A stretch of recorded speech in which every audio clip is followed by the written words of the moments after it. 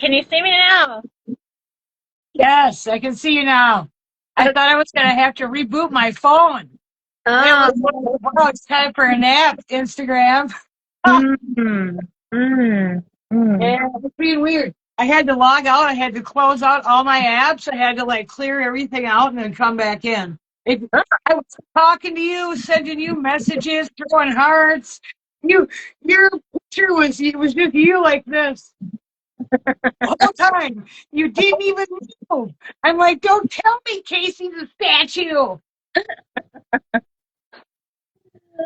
I'm glad we made it. I know. So welcome to what are we calling this?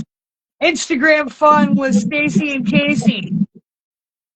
Yeah. We have 50 years experience, 100 years experience between us because we're ancient. I'm kidding. We're not. We're young kids inside these meat suits of glory.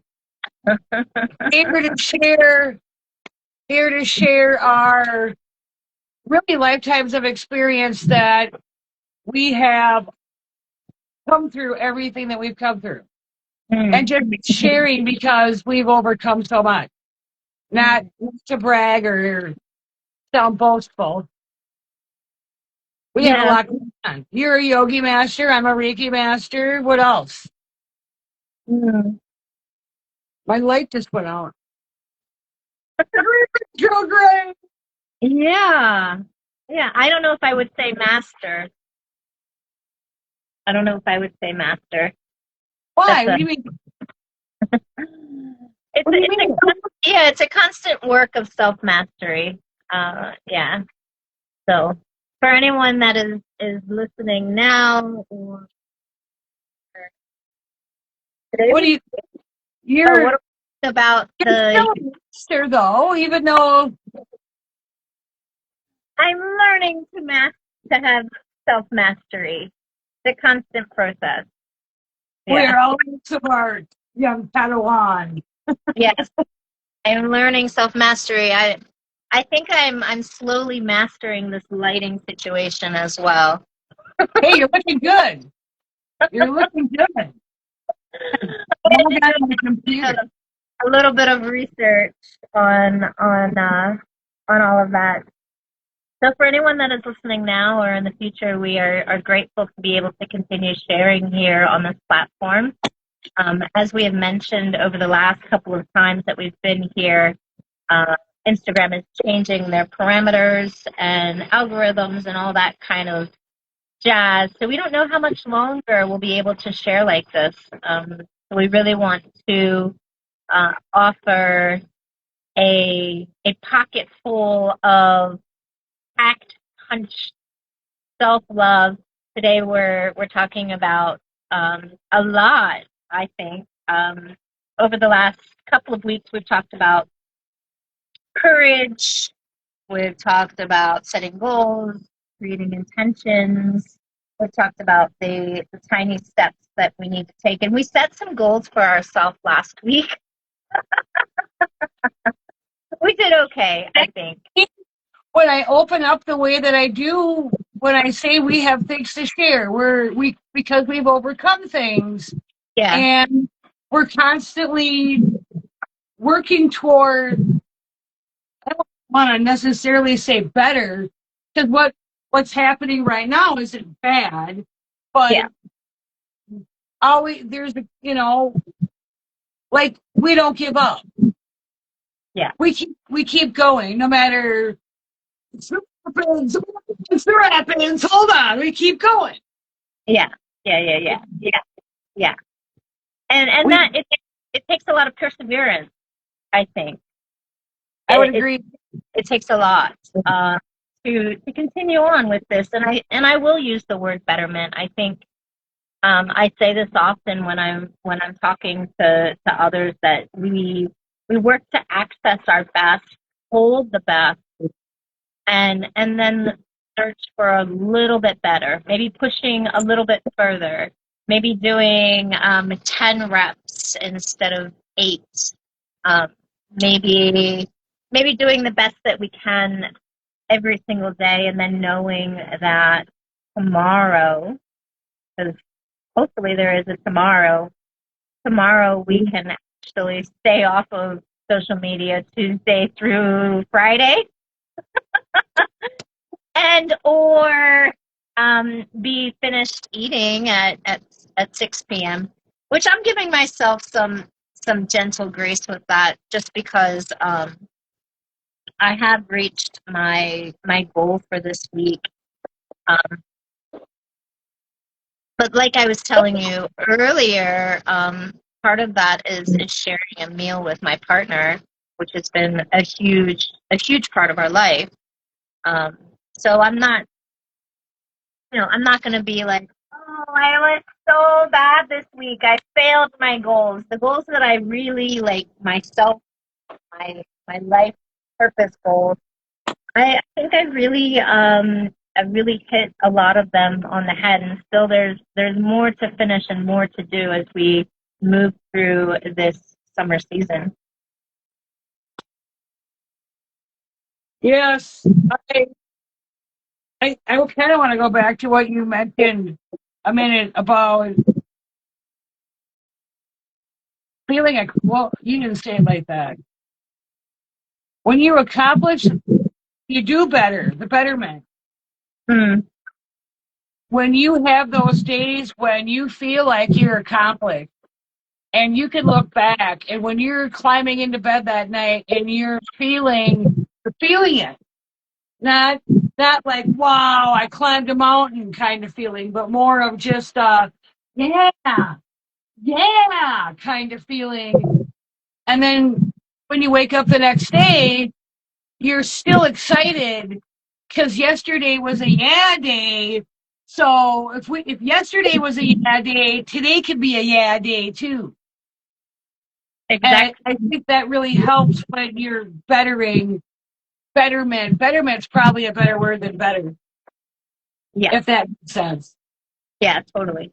So I think I'm going to open up with just saying that this is not what we're about to share is not in any way we are not medical professionals. However, we have worked in the healing realms. As a birth worker, a rites of passage keeper, and this has nothing at all to do with what we're about to share. And you, as a Reiki master, have worked in the healing realms, and I think that I'm getting a little more here. I think that when I think about the time in my life when, and that was the time when we met back in good old Minnesota, St. Paul, Minnesota, was when we met, and that was a very difficult time for me in my life. I was, for you, right? We both met at kind of like this time of difficulty, of pain, discomfort, of moving through whatever it was that we needed to move through. And I was a very heavy alcohol drinker. Were you super heavy as well? Yeah. When I knew you, I was not as heavy as I got. Okay. I was still, you could just say I was an active drinker. I mean, people would buy you drinks and you're like, thanks, Chug. And someone else buys you a drink, thanks, Chug. Hey, we're doing shots. You want a shot? Bob, a shot. Chug. Not saying no to it. Mm-hmm. So if it was there, it was there. But I got a lot heavier later. And then I backed off. And then I was trying to get rid of it entirely. And I was drinking like a 4-pack of Pounders a day. And a Pounder is a 16-ounce beer. Mm-hmm. And so whatever, 4 Cowboys. I would be driving home from and I would only buy 1 4-pack of Pounders a day.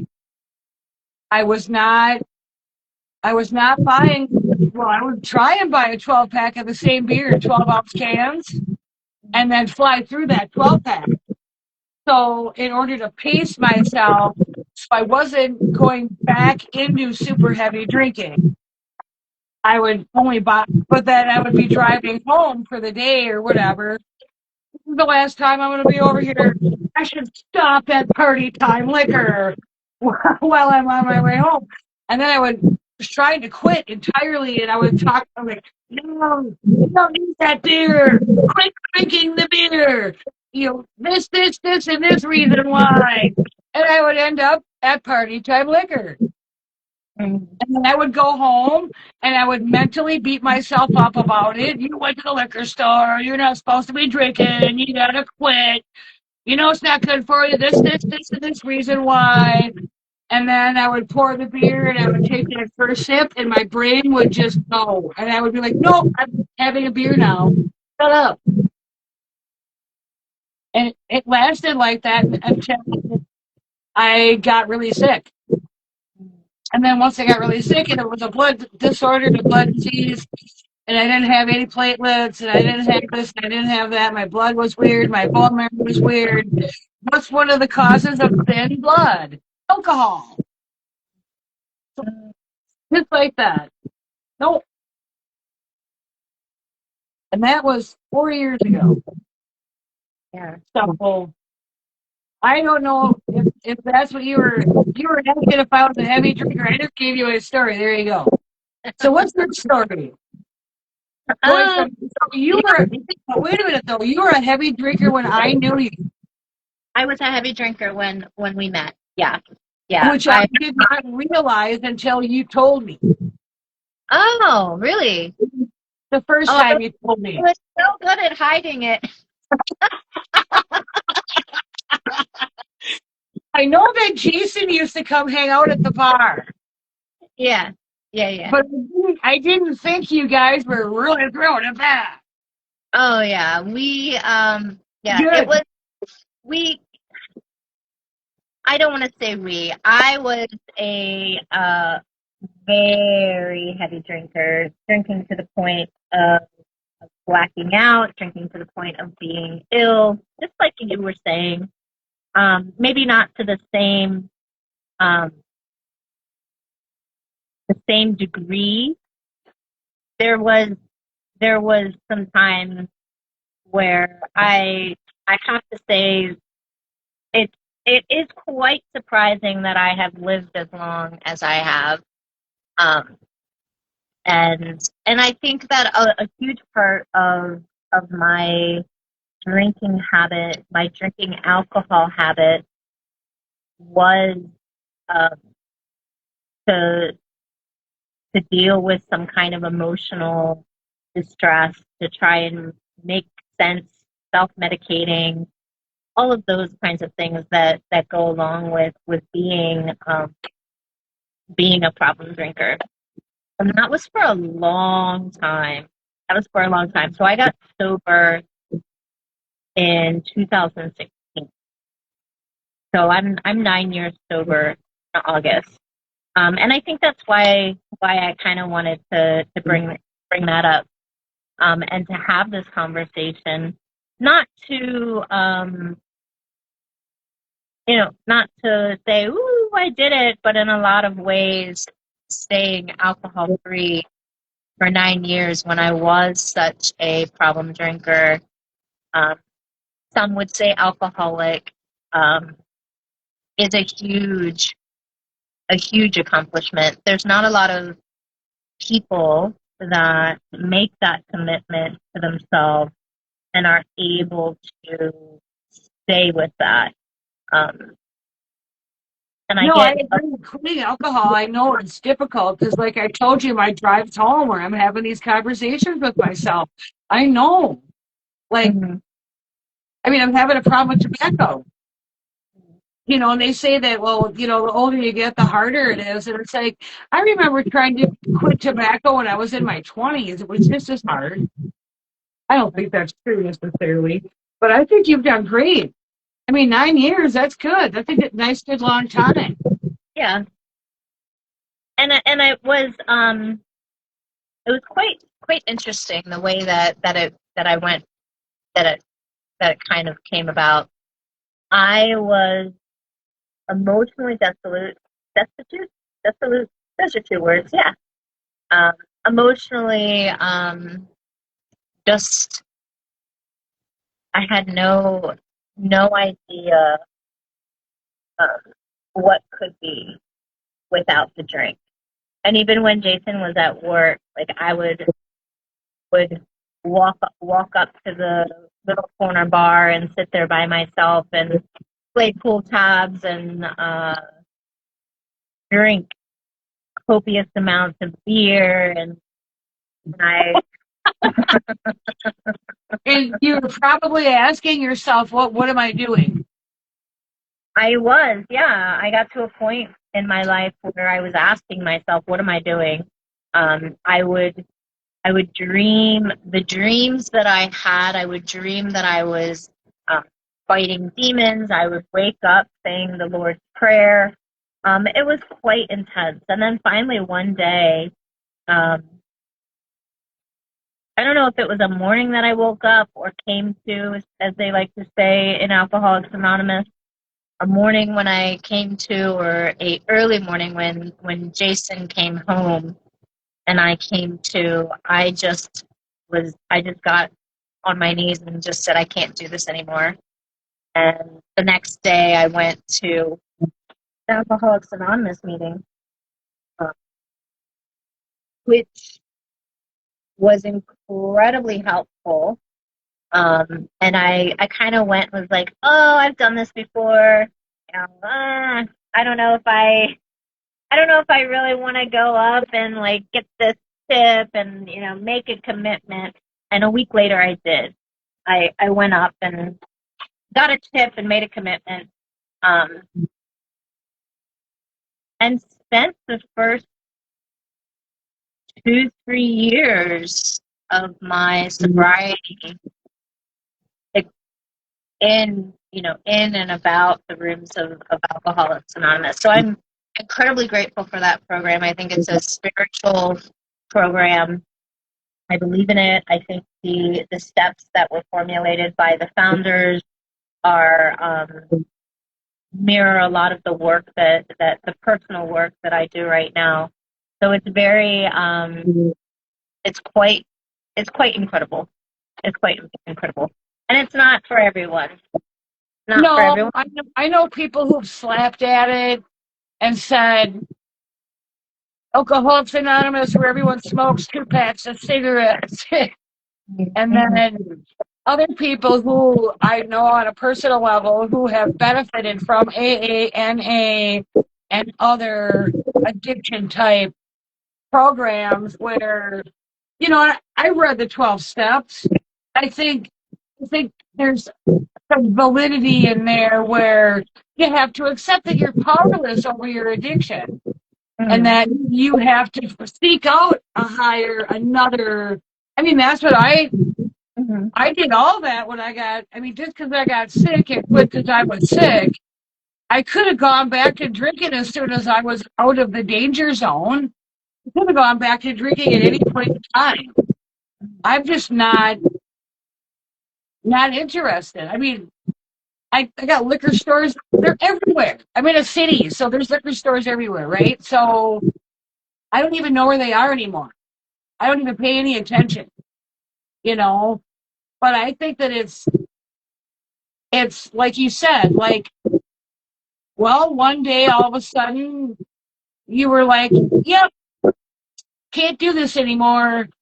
And you gave yourself opportunity but you took that week to kind of keep drinking and think about it and really make that decision solid. Like you mentioned, the commitment part where that's for me with tobacco right now, where I'm like, yeah, every time I try to quit, it just turns into this pile of stupid. Like, I'm not going to try to quit unless really fucking serious. And I don't want to have like a bad MRI or, you know what I mean? Like a scare reason. Kind of like what I did with the drinking was kind of a scare reason, but I'm happy for it because I was struggling with quitting. Yeah. However it happens. Yeah, and I think it is one of those things when you do, and this kind of loops into our series about setting goals and making commitments to ourselves and creating space in our lives to be able to do that. I think that that's one thing, like whatever that goal, that transformation, that transmutation, that I'll speak for me, that I'm trying to accomplish. There doesn't have to be this catastrophic event that occurs in order for me to be able to move through to the next step. And there has to be some kind of commitment. And I think we talked about this last year, that whether that commitment, maybe that commitment one day is 2%, and then the next day it's 5%. And then it grows and transforms and moves to a commitment of 100%. And then also creating this flexibility in our lives where now with alcohol and drugs, I won't do this. And I think part of the reason for that is because I've discovered that I am already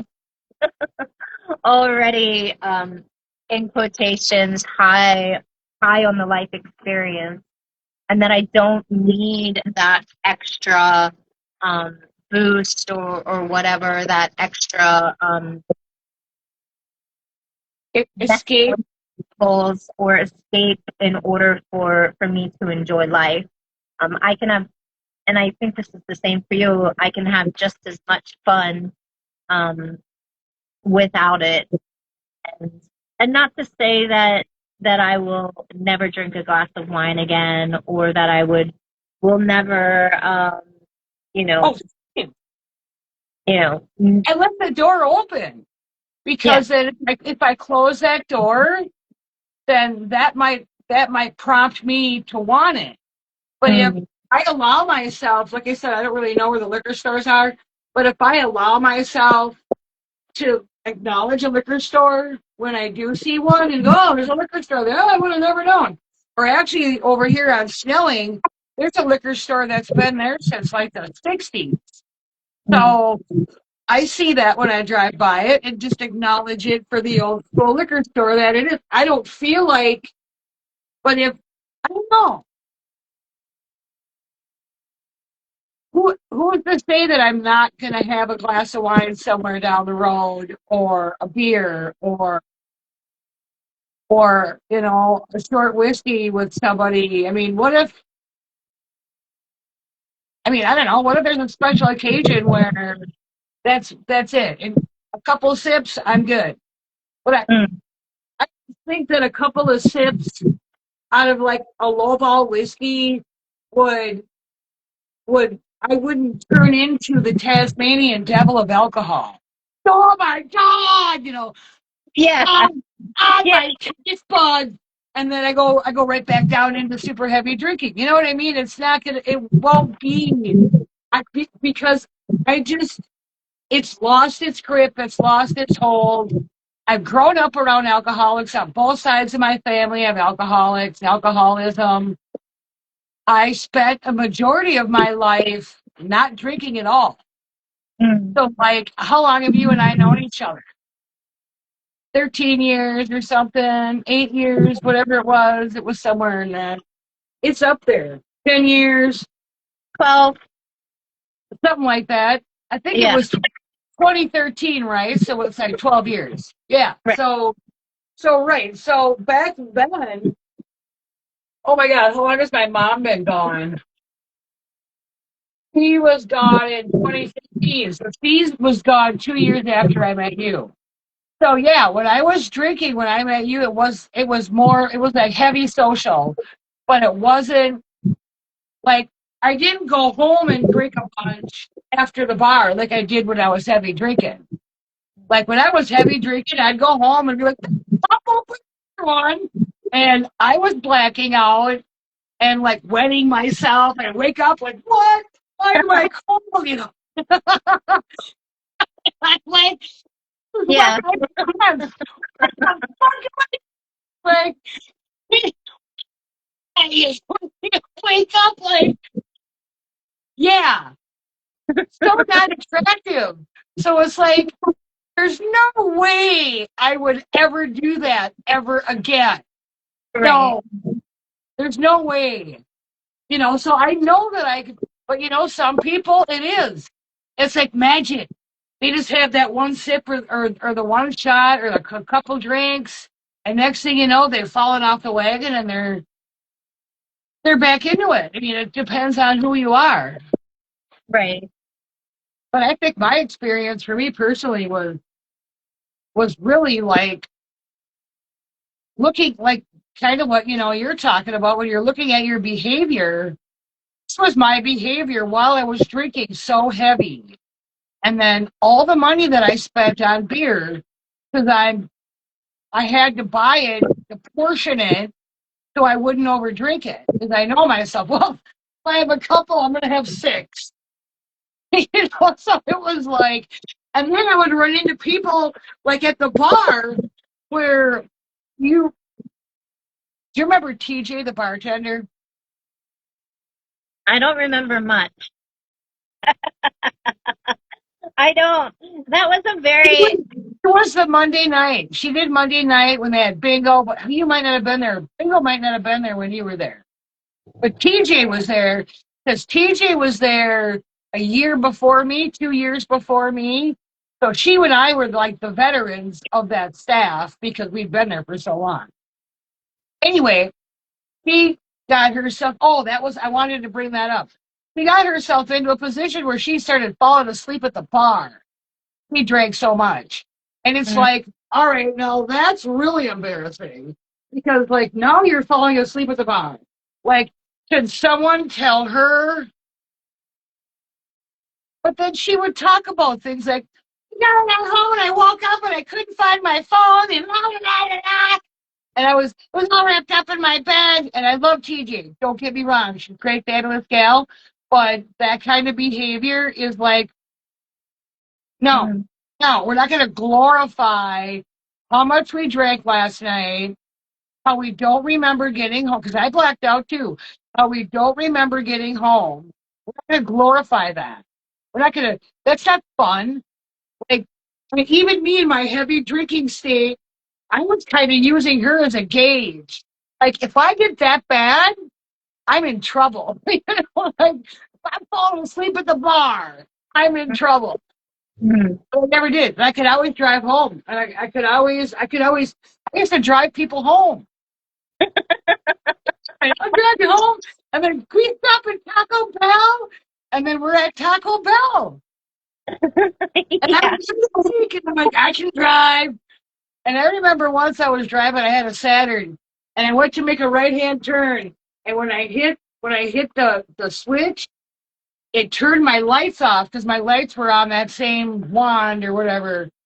Mm. And because it's bar time, Taco Bell, the cops are there. The cops are Mm. just waiting for people to be stupid. Right. He pulls me over up the street. My passenger's freaking out. Oh my God, oh my God. All the food in his lap. I don't eat Taco Bell. Oh, yeah. He's got everything known to man, right? Because he's got the alcohol munchies going on. And he's freaking out. And the cop comes up. And their lights were so bright. Like the spotlight, it was like I was on stage. It was like I had died and I went to the light. And then he comes up and he's like shining it right in my face. And I'm like, dude, but I'm ripped, crashed out of my mind, but I'm totally sober. And so he goes, you know what, I pulled you over. And I go, yeah, you know what, I bet it is. I go, my passenger even told me my lights were not on. If you noticed, I turned my lights on as soon as I realized they were off. I go, no, it's the thing on the wand. I go, I did it earlier, and I did it earlier that day. He goes, can you demonstrate for me? I go, oh, you want me to reenact this thing? Yeah. And I did it, and he's all, you're free to go. And I'm like, yeah, yeah. That was my big defining moment of, and then of course that got back to the bar. Mm. So that people wanted to know how I was able to pull that off. Mm. Like he didn't smell alcohol on me at all. And the That's like, lights were so yeah. fucking bright. I mean, when I think about the things the shenanigans, we still, I mean, I'm still a little bit of a shenanigator, just in a different way, right? Yep. Um, just in a different way. But when I think about the situations, the things that I put myself through by the choices that I made, Yep. there's only one way to say how am I still alive? How am I not serving 14 years in prison or whatever? How is it that I never Shenanigating. that I'm still here, and the only thing I can ever say is it had to have been some type of divine intervention.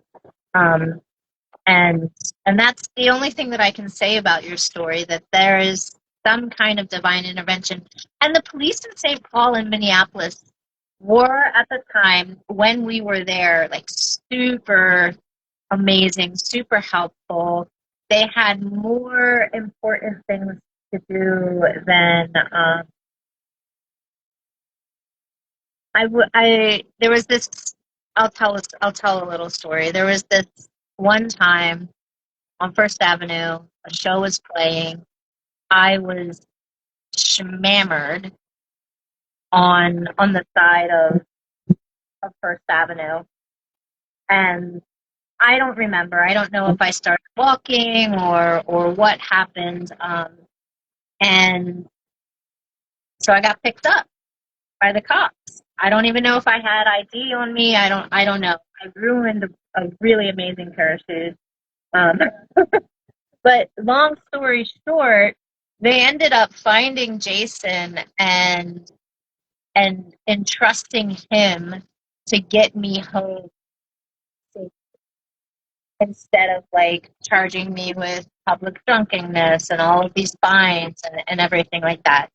Um, Yeah, so that gives them time. I mean, they're probably thinking, is this person really a problem?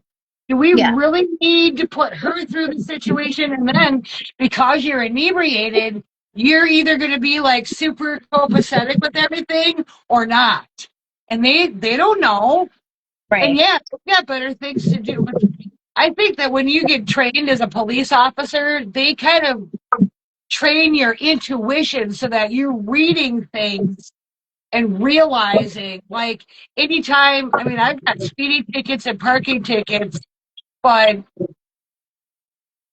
nobody's ever, any other time I've had interactions with the police, they're like, oh yeah, you're nothing, like, whatever, and right, they blow it off. yeah, But and that I, was nice yeah, of them. And it, that's well, but they're not always like that.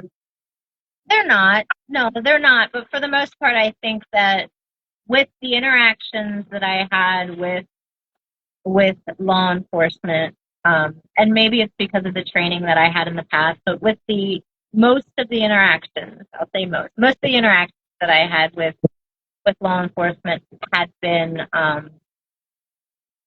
beneficial. Did I learn from that lesson at that time?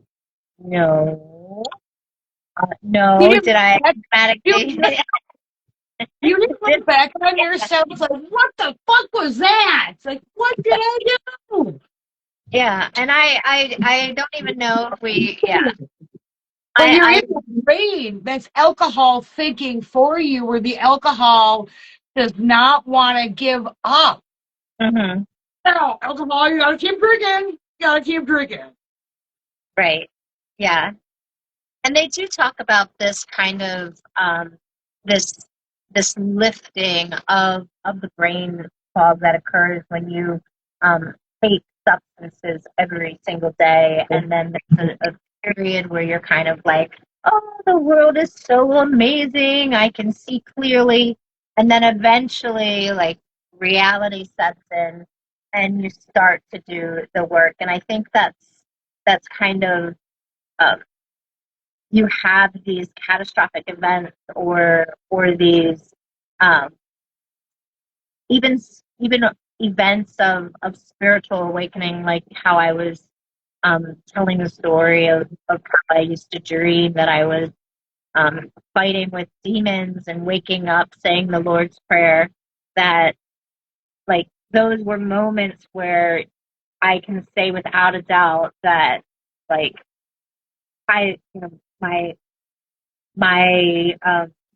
my higher power, God, the universe, whatever it is that you choose to call it, I call it God, um, was like looking out for me, like saying, "Girl, get your stuff together. I have something more to be revealed to you." And I'm getting a little like emotional thinking about that. I've witnessed so many of those miracles in my own life and in my family's life. You're a miracle through your self healing. That it it gives me um, no reason not to believe in something greater than myself. Um, and it's quite Yeah, I mean, beautiful. for anyone that is in doubt, I've got a high school friend who was a meth dealer back in the day, and um, back when Facebook was still kind of fresh, we connected, and he was still in treatment, and he told me that he'd been to prison. Mm, Because we kind of like, we shifted gears, and I went over here and he went over there after high school. Now, but he said he was an atheist. And he was an atheist through all his treatment, which I think is interesting. Like, and he's successfully been sober now. Oh, I don't even know how many years he's been sober. He's married and has 3 kids. And he's super successful. And he's super happy. And he totally turned his life around. And a couple weeks ago, he said, I think I'm done being an atheist. Mhm. And I think I believe in a higher power. And of course, there's people in the comments that were like, whatever they were. And I'm like, hey man, you just keep growing. Like Yeah. that's growth. Like no matter what you believe in, that's a form of growth. Mhm. And I think it's important that, which it just still kind of amazes me, like how did he make it through all that crap without believing in a higher power? Like there must have been a part of him that knew something. I mean, there was a part of me that knew, but I've been like that since I was a kid, where I've always known about my guardian angels and my spirit guides and whatever. I've always felt presence around me. But like when I was dying with the blood problem and the bone marrow problem, I have no idea because I didn't have any blood in my body. I wasn't thinking properly at all. And I don't even know how much alcohol attributed to my problem.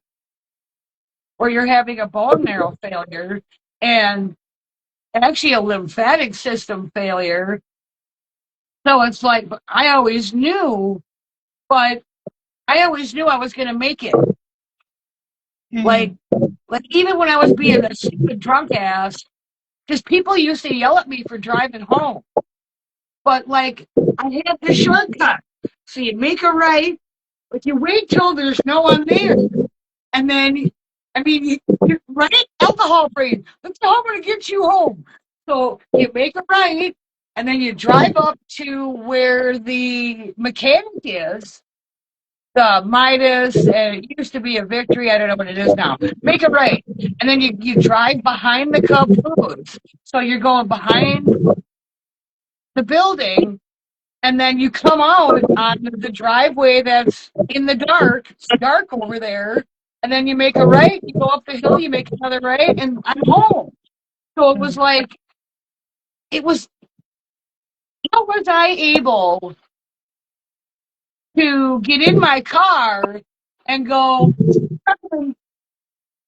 and drive and not be everywhere, all over the road, and be totally coherent about driving, and then get home and throw back 3 more beers and a shot and be a drunk ass. So I don't know if if I had something with me helping me, or I'm just fortunate enough to have that capability. I don't know. I mean, I remember coming home from the Irish fair one year where me and my mom had these little tiny little wines. And we were drinking these tiny little, throwing them back. They were bigger than airline bottles. We were just throwing back these wines. They were so cheap. And then they were passing them out. And, we were doing all the Irish stuff.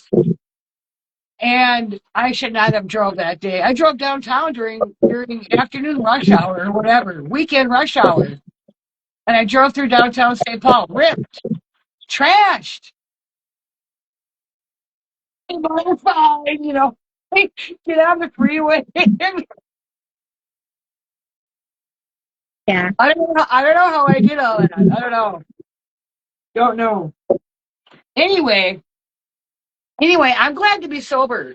I don't miss it. I don't miss those days. I don't miss those experiences. I don't miss the self-abuse. I don't miss yelling at myself, putting myself down, judging myself, yelling at myself, yelling you're doing the wrong thing. Like I am with cigarettes. Like how am I going to get sick of it? I think I eventually would have gotten sick of alcohol. I think I eventually would have been able to quit. I don't know if I would have needed help. You got good help. Your help was help. Your help was help, but you checked yourself in. So it's not like you did get yourself in trouble and then you end up in detox for 72 hours. Or did you? I'm thinking.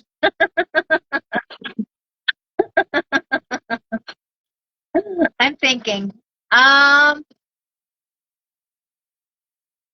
When I was younger, I went to rehab. Yeah, when I was younger. When I was younger. I had and I think I've said this before, it just seemed like 12, 13, like the entire weight of the world was on me. And I had a lot of angst. There was, they talk about that teenage angst. And I think mine was incredibly amplified. And, uh, I would I would stay off of of alcohol for a while, um, stay off whatever for a while, and eventually roll back into it. And like I said, when we had started this conversation, a lot of that was just being incapable of regulating or even knowing how to regulate my emotional experience, knowing how to regulate my movement through this world. And uh, that wasn't until many moons later that I had that spiritual intervention, and the decision was made to, like, no, no. And I don't even know if it was my decision, right? Because my parents were constantly in prayer for me to Really? hey, to see the light. Your parents knew you were having a problem? Oh yeah. Did you feel embarrassed? I would have felt really embarrassed. Um, I don't know. I don't know if embarrassment was the feeling. Um, I I wasn't. Um, I think I experienced a lot of shame, and I think shame and embarrassment are different. Um, and Great. I experienced a lot of guilt, and a lot of that. I think I'm still, in some ways, I'm working through a lot of that, right? Because we hold our emotional experience in our bodies, and then when we're ready, right, to move through that, and maybe that emotional experience is, uh, there's space right now to have that experience and express it. But because I was using the alcohol to numb my emotional experience, um, I had, I, how old am I? Right. So I'm almost as, I'm almost as sober as the age that I started drinking. I'm almost as sober.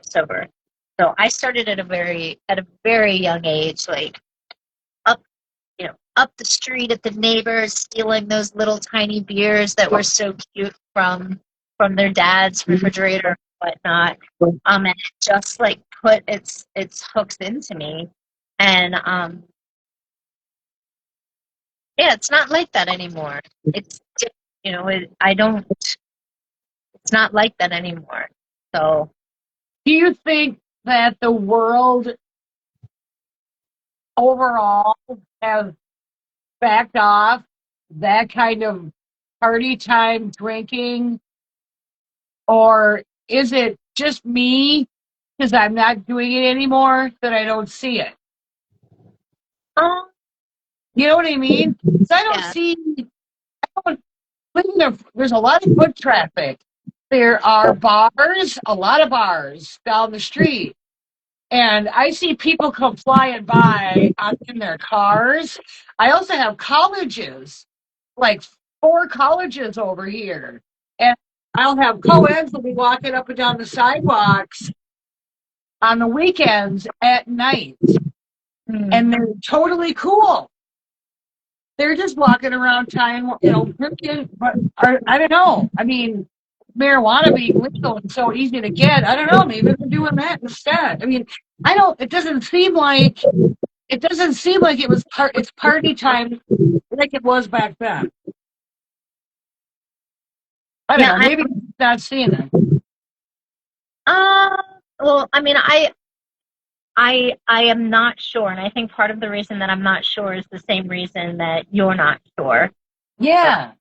So because I live in a vacation destination, I see it all the time. I will say that uh, that because of the catastrophic events that our town, had in October of 2024, our spring break was a little less wild. Uh, but I see it. I see it. I see it in various degrees. And I think that it depends also on the demographics. I feel as if like St. Paul, Minnesota is just like drinking town. And right, there's a lot of activities. Wisconsin. There's a lot of activities and events and everything that um, revolve around that drinking, and there is here too. It's just not. It's It's does different. seem different, and maybe it is because, like you said, that we have legalized. Oh, I don't know if it's totally legal here yet. I know you can get a medical card, but because it's so much easier to get marijuana, maybe the drinking and the alcohol has subsided a little bit. Yeah, I'm not sure. I I'm not in that age group. I'm not in that scene or that I don't spend time in bars. I mean, yeah, the only reason why I was in the bar is because I was cooking. I was in the kitchen. That was the only reason why I was there. It wasn't because I was hanging out and I was killing time. right. And something else I wanted to bring up, like, what is the cause? What was the whole reason? Because we were talking about like escaping reality, and I think alcoholism has been in my environment just as much as tobacco, marijuana, cocaine, crack, whatever, anything. A lot of the reason for that is my generation, the boomers, the 80s. The 80s were big cocaine years. Um, I didn't drink really until later in my life, until somewhere in my 30s. And then when my mom passed away when I was 43, that's kind of when it started going down. 30, alcohol had already had me.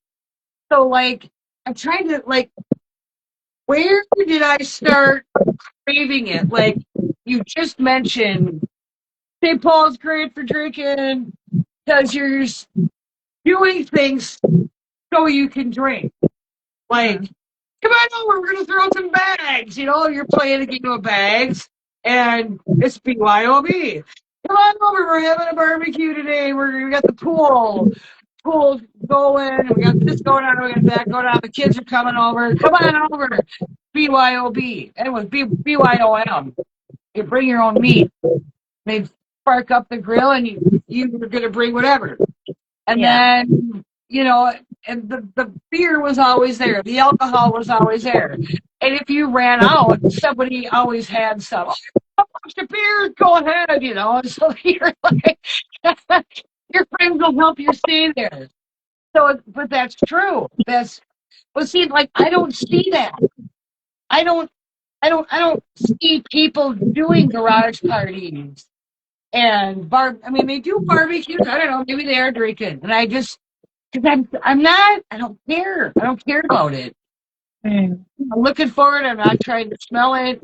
And I also I really don't think I was trying to escape anything when I started drinking heavily or when I started drinking consistently. I wasn't trying to escape anything.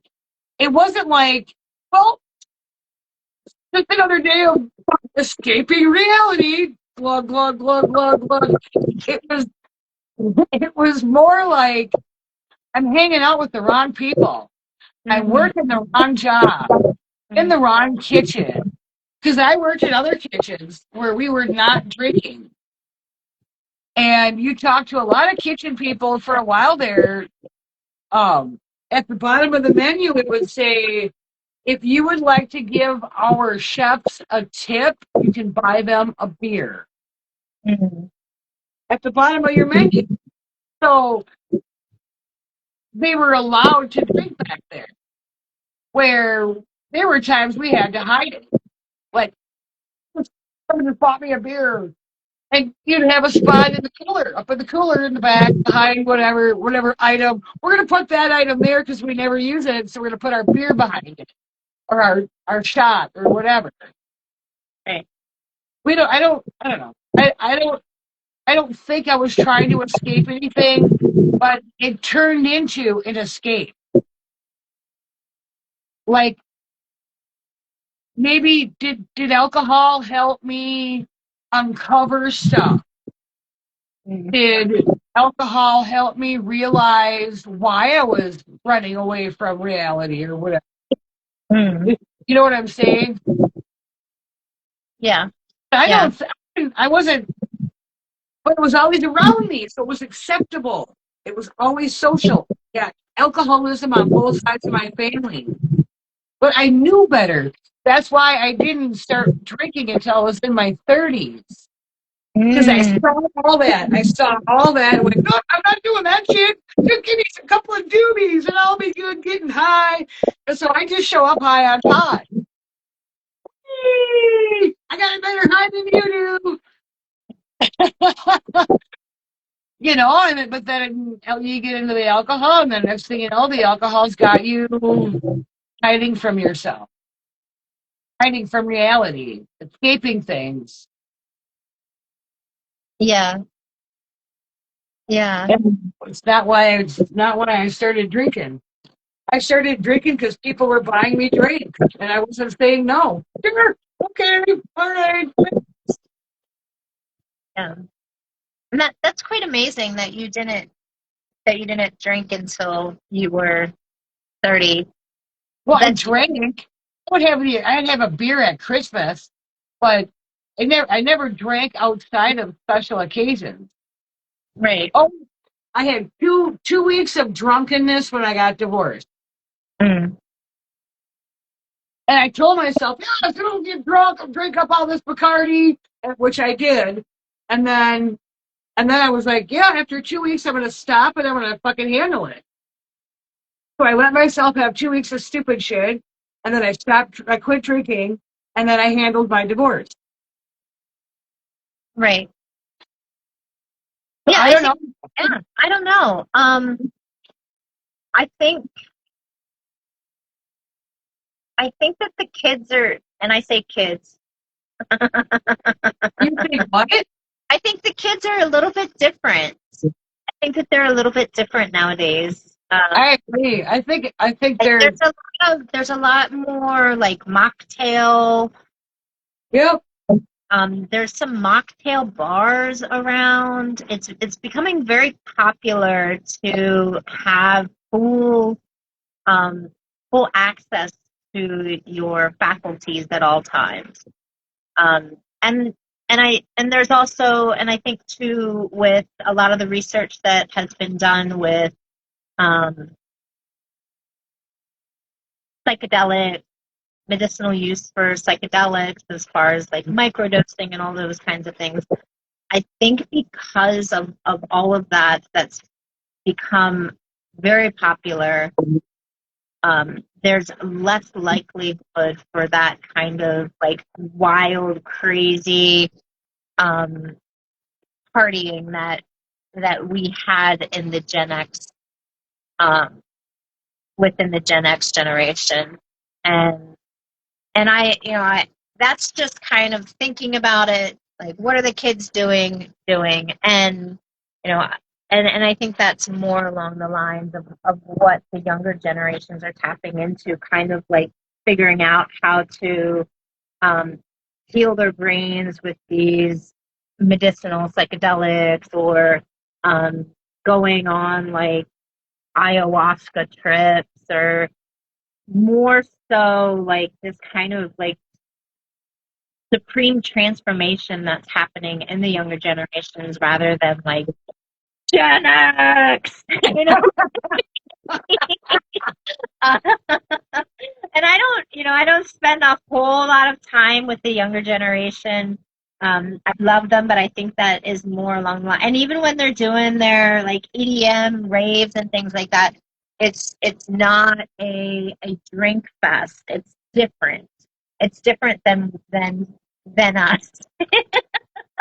You know, maybe Gen X and some of the younger boomers raise their kids properly to not go down party road. No, no, no. We're gonna keep you occupied over here.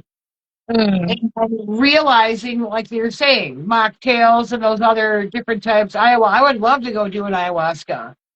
I would get a wonderful benefit from doing Yeah. something like that. But there's also other things. There's those tobaccos. What are those tobaccos called that you snort up your nose?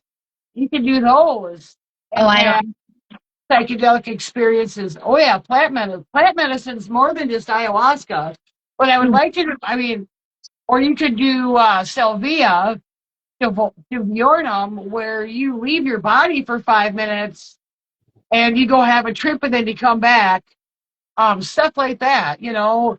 That was always like black market type stuff for us, where it was kind of like opium was, or hash. Some hash, or some hash. Hey man, there was some good shit that was hash. You know, you know, it's not common. It wasn't an everyday thing. Marijuana for us came in as a brick from Mexico. You would have to break it apart, and it had like a quarter of the power that the marijuana has now. So you were smoking a joint was no big deal. Now, if you smoked a joint, you'd be ripped, you'd be crashed, you'd be out. See you later. You know, and it was illegal. So alcohol was legal. So Yeah. alcohol was easier access. And then you got those crowds. I never got into this, but then you have those crowds that were into the cocaine, mixing the cocaine with the alcohol, because the alcohol's dragging you down, and you gotta keep having fun. So let's go Right. do a couple lines in the bathroom. Right. Don't ask me how many times I walked in on little coke parties in the bathroom. Coke party in here, are we? Oh, I can't believe you caught us. Okay, I never did coke. Not a fan. Never cared for it. So, and I made myself clear with that. Oh, they were doing meth in there too. And I was like, nope, I'm just not interested in that. Hope you guys don't mind. I'm going to step out the back and smoke a bowl. We all have our own thing, you know, so you all have your own thing, so everyone's happy. They got their cocaine and their whatever, chopped up me or crack, nose candy, and I'm out back smoking a bowl. We all show back up for work. High as a fucking kite, but you're able to do your job, and no one cares. You know, Right. that's the problem, was that when you're in that environment, everyone's doing it, everyone's participating. And people were concerned about me because I never did the nose candy, that I was hoity toity and rooty tooty. And it's like, oh, you're kidding. Yeah. Yeah. I mean, they're them. Anyway, so yeah, so I personally didn't try to escape. And it makes me wonder how many people get pulled in from alcohol like that, where your intention is not, you don't go to the bar. I think I'm going to avoid reality. Give me a cocktail. You go to the bar because you're like, I want to hang out with these people. I want to taste the alcohol in my mouth. I want to feel the alcohol hit my body. I'm going to hang out with these people. I'm here. I'm going to spend some money. We're going to play dart or pool or smoke on the back patio or whatever. And Yeah. next thing you know, you're getting pulled over by the police because you turned your headlights on. Next thing you know, you're blacking out. I used to Right. ride the bike to and from work, and the chain on my bike, I kept throwing the chain. I Anybody that was driving by, there's me ridiculously drunk, throwing my bike down on the ground. Ah, fucking chain. Finally, one day I decided to fix it. But I mean, I used to yell at myself for stuff like that. Why was he doing that? Why was Yeah. why did he constantly ride my bike? I kept throwing the chain. Don't fix it. Yeah. Yeah, because riding your bike is better than driving. Yeah. Not so much. Not so much. Well, as far as getting a ticket goes, your driver's license doesn't get taken away if you're biking while you're drunk. It's not a DWI or DUI. It is in some states. It's a DUI, but you don't lose your driver's license Ah, okay. because you're not driving a car, you're operating a bicycle. Yeah. I would fight that all day in court, hardcore. Yeah. But it would be, I think that's part of why it's DUI. Yeah. Hmm. Anyway, blah, blah, blah. We really got a lot of blah, blah, blah going on. We did do a lot of blah blah blah, sharing stories, and I think that there comes a point in some people's lives, in your life and in my life, we came to a spiritual realization where we had some spiritual intervention, whether that was a some kind of medical thing come up or whatever that caused us to love ourselves enough to stop abusing our bodies in that particular manner. Yeah, it's been a good chat. It's been a really good chat. Well, again, because I think there's more to talk about with the alcohol stuff, like the psychological effects. Or actually, what did you just said something, and I just had a thought. But you also mentioned doing like a three-parter. Yes, next time when we come back, we'll talk about a little bit about the history of alcohol and long-term use and what does that do to our bodies. Until next time. Man. Yeah. Yeah, if they still let us come on. If they don't, we'll be somewhere else or we'll post a video with highlights next time. Yeah. Yeah. So I super appreciate you, to everyone that popped in to say hello. There's some kind of weird thing happening, so if you had comments, please forgive us for not responding. Yeah, I don't have a bottom menu or anything down there. Yeah. And the viewer number was blinking earlier. Yeah. 50,000 people were tuned in. As always, a pleasure. Thank you, and we'll see you next time. Cheers. Love you, Casey. Love you.